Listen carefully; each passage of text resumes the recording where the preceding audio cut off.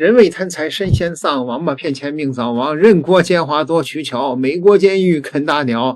我在好多年前我就有一个预言啊，我说郭文贵他的最可能的结局就是在美国呀坐牢一段时间以后，然后遣返回中国去了。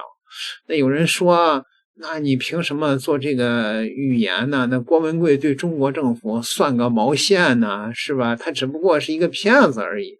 但是大家要记住啊，这个郭文贵可是公安部成立过专案组的啊！郭文贵呢，这张牛逼嘴，他虽然没有什么这个危害，但是呢，他恶心人呢，他就像那个癞蛤蟆趴脚面一样。所以中国政府呢，我觉得近期就应该把郭文贵给交换遣返过去了。那么有很明显的信号的朋友们啊，看看吧。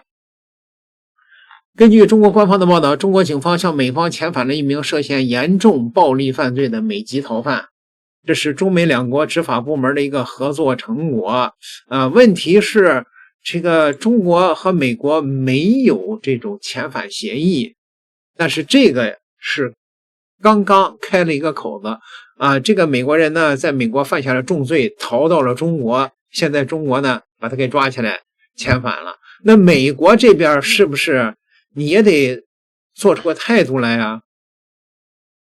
公安部长王小洪在7月24号啊，在北京会见了美国联邦调查局的局长，说的是什么意思呢？落实两国元首的历史性会晤的这种精神，在执法领域深化交流合作。你不觉得这里边有郭文贵的事儿吗？各位，郭文贵他虽然危害不大，但是他这个底下有一帮无可救药的精神病的邪教徒啊。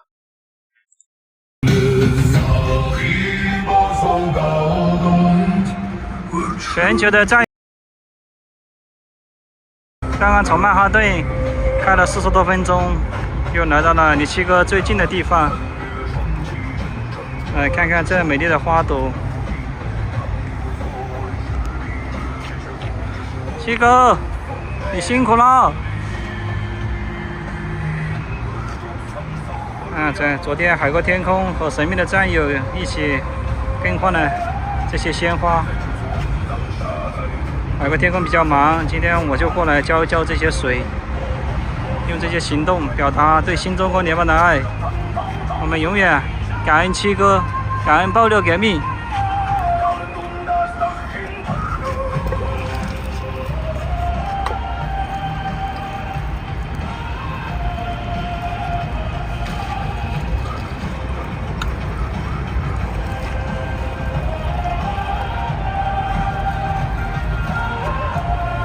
这是纯纯粹粹的无可救药的精神病，在郭文贵那个拘留所底下当时这孙子还不知道呢，郭文贵已经转移监狱了。为全球的战友们祈福，希望大家照顾好家人，感恩七哥，感恩爆料革命。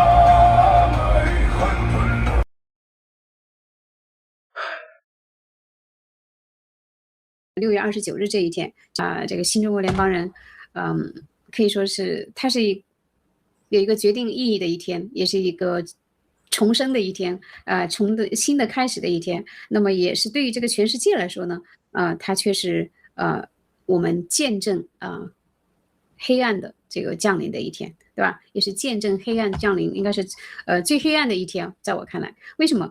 因为你在这一天，你把一个完完全全灭共的人士郭文贵先生给他判刑，而且是这个最大限度的判刑。要感恩老天爷把郭先生这个送到了一个能够见到阳光的地方。虽然他这个地方也叫还是监狱，他还没有全身的自由，可是他能够见到阳光，我心里那种兴奋与那种感恩，还有那种高兴，真的是我找不到词儿来形容，就是可以这么说。那咱们想一想，郭先生他在 MDC 1200多天，他见不到阳光。对于一个这个正常人，如果不是一直靠这种坚强就无与伦比的这种意志力和他坚定的那一份灭共的信念与信仰，正常人一般人早疯掉了。可是就是郭先生是完完全全相反，是一个他无论你是在一个见不到阳光的一个小 cell 里面，还是在这个树里面，他都没有躺下，他反而他的意志那么的坚定，每次打电话出来劝这个每周要接他两三次电话，有时候4次，那么他的那种就是那种战斗力和他的这种敏捷思维的敏捷性，我作为一个在外面天天能够见到阳光的人，我赶不上。这是我就是接过郭先生电话亲身的经历，我觉得我必须要毫无保留的让全世界的人知道，郭先生能见到阳光是多么的重要，然后郭先生是怎样的一种依靠完全是凭他的意志力与30多年的这种心理和身体上的准备，让他在1200多天见不到阳光的这个 MDC 里面，他能够顽强的活着，而且每天不仅仅是活着，在战斗着，而且引领着整个联盟，整个这个新中国联邦一天也没有停的在战斗。今天早上我有查，就是郭先生的这个是不是已经换地方了啊？是不是已经换地方了？我给大家看一下，应该是你说郭先生让我们不要去攻击习，不要去掺和的，这不反习那会儿是多聪明，多么这个战略，这太重要了啊！你就没有上当嘛，你就不会上王岐山他们的当。所以关键很多的爆料其实是报给谁听的呀？啊，他灭共不是报给我们这些吃瓜群众的。天天说习又不好了，习的身体又不行了，又要灭了，又要死了，这那这的，哎呦，你就听着吧，谁听啊？是吧？真真假假，目的就是要让他们拼个你死我活。在目前的状态，只有我们是唯一一个最了解中共，情报最精准。那你要说情报收集能力，那美国、俄罗斯都是很厉害的，但是他们的情报分析能力不一定有我们强。还有他们现在的话，情报系统完全被腐蚀和被控制，甚至连一个总统都有可能都不了解最新的一些情报。这个已经在2020年的那次选举过程中已经就凸显出来了，有人刻意的抹去了给总统汇报的那个简报中的一些内容。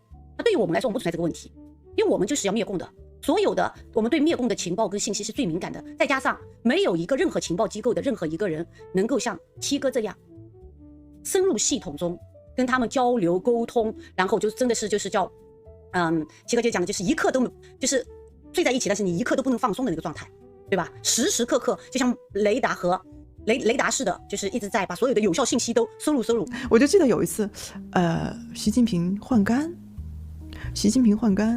关胜跟我说这个事情，是哪年啊？进去之后2023，不是2023就2024。然后当时说习近平换肝的时候呢，是大外宣在那疯狂的说是习近平是胰腺癌，就胰腺癌大家知道几个月就嗝屁了嘛。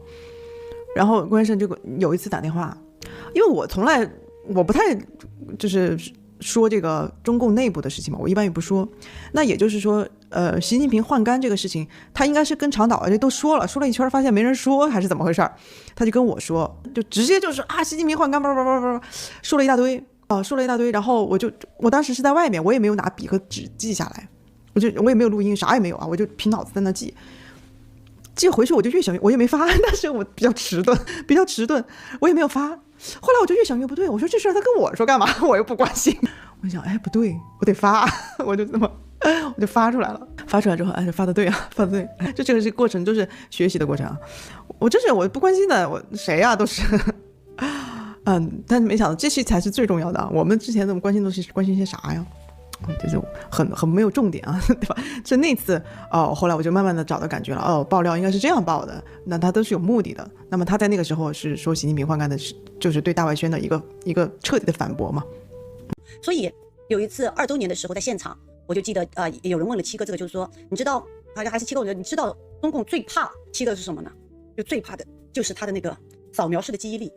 他在过程中的话，他看到的深入他眼中说过的话，看到的东西都被他都被他深深的吸入，然后呢记住，最后就成为最有效的那个叫什么，就是叫情报来对抗中共。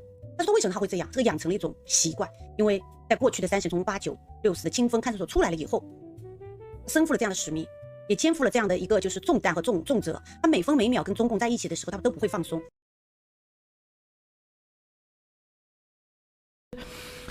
张幼霞的家人自杀这个事情，到底是他妈妈的姐姐还是妹妹？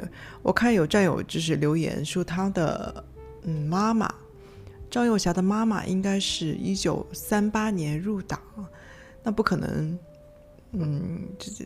这应该都是得100多岁吧，是吧？所以他说到，就关键是说到这个张幼霞的姨妈自杀的时候是90岁。所以应该是张幼霞的妈妈的妹妹啊，她妹妹应该是没有问题的这个地方。好，我看还有什么昨天需要澄清的啊？基本上就是这些，基本上这样。然后对韩正，如果对韩正对丁学祥动手，那中共的这个内斗就进入到了一种乱战，就深水区的乱战的状态啊。这个大家。他们党内都有感觉，他们都有感觉。我们说出来的时候，基本上是吧，都是8、9不离10了，8、9不离10了，大震动，大震动。好，还有啊，很多啊，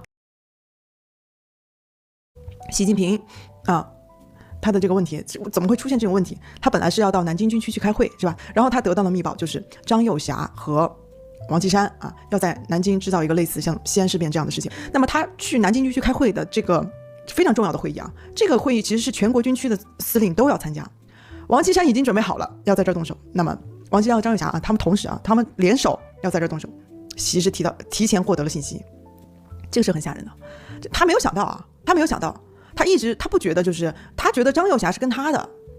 但没想到是张幼霞、王岐山这些所谓的太子党，他这一派他是存在的。习一直觉得不存在这个郭文贵这么一个彻头彻尾的精神病，在监狱里边指挥着一批这个无可救药的小精神病的绝经的母蚂蚁们，在外边铺天盖地的造中国的谣。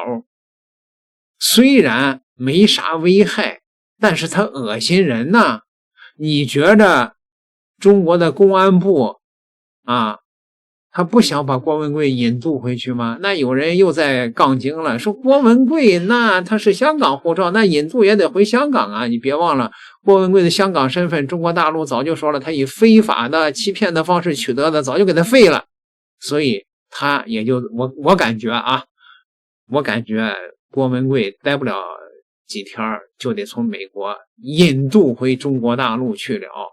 你们觉得呢？各位点个订阅，下期再聊。